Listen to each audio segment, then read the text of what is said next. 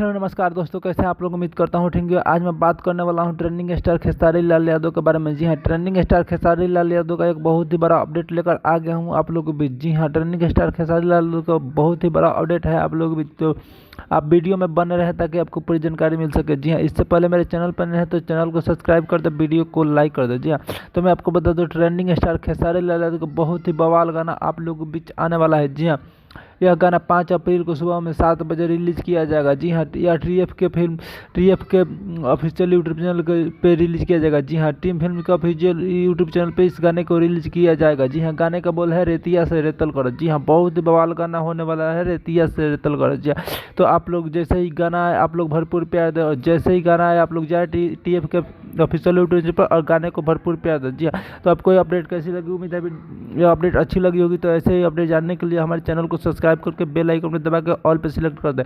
तो मिलते हैं किसी नए वीडियो में नए टॉपिक के साथ, तब तक के लिए बाय।